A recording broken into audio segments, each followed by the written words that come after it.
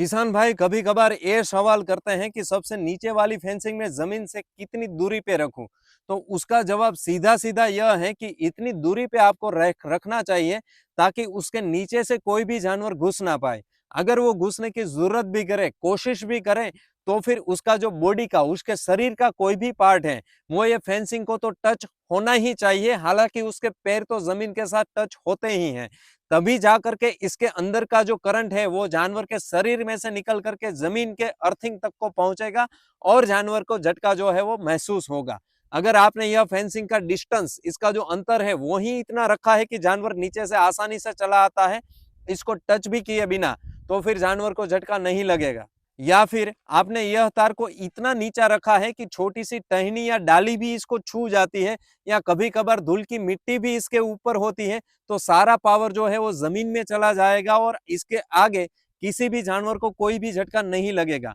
तो यह डिस्टेंस आपको इतना रखना है कि जमीन को भी ये टच ना करे, इसका पावर सारा लीकेज भी ना हो, और कोई भी जानवर इसके नीचे से आने की कोशिश भी करे तो भी उसको दोनों को छूना पड़े, यह पावर को और जमीन को भी। और दूसरा कि कई बार किसान भाई यह पूछते हैं कि मुझे फेंसिंग की हाइट कितनी रखनी चाहिए, कितनी ऊंचाई की फेंसिंग होनी चाहिए। मुझे तो रोज या नीलगाय का जो त्रास है वो ज्यादा है, तो उसका जवाब यह है कि आपको इसकी ऊंचाई इतनी रखनी चाहिए कि आसानी से नील या रोजगाय इसको कूद के खेत के अंदर घुसने भी ना पाए, और जब भी वो इसके नीचे से आने की कोशिश करे या फिर इसको कूदने की कोशिश करे तो वो भी कहीं ना कहीं ये तार के साथ में टच में आए, संपर्क में आए। और हालांकि तब वो मोमेंट पर वो जमीन के साथ तो टच में होते ही हैं, तभी जाकर के ये फेंसिंग यानी कि झटका मशीन का प्लस यानी कि लाल टर्मिनल, और जमीन यानी कि अर्थिंग और झटका मशीन का काला टर्मिनल, वो दोनों जानवर के शरीर के जरिए, रोज या भूंड के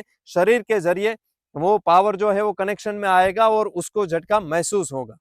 तो हमारा एग्रीहंस कंपनी का सारे किसान भाइयों के लिए यही सुझाव है कि जब भी वो झटका मशीन का यूज करते हैं तो अपनी फेंसिंग में वो इतना ध्यान रखे कि इसका जो प्लस टर्मिनल है या फिर फेंसिंग जो है वो जमीन के संपर्क में ना आए, वरना सारा जो करंट है वो जमीन में चला जाएगा, इसके आगे किसी भी जानवर को कोई भी झटका महसूस नहीं होगा। और दूसरी चीज कि यह फेंसिंग में सबसे नीचे का जो तार है वो भी जमीन के साथ एकदम से टच में भी नहीं होना चाहिए, और वो इतना ऊंचा भी नहीं होना चाहिए कि कोई भी जानवर इसके नीचे से आसानी से खेत में घुस जाए, और इतनी नीचे भी नहीं होनी चाहिए कि कोई जानवर इसको आसानी से कूद करके खेत में चला आए। तभी जाके एग्री अंश झटका मशीन का आपको एकदम बेहतरीन और सबसे बढ़िया रिजल्ट मिलेगा।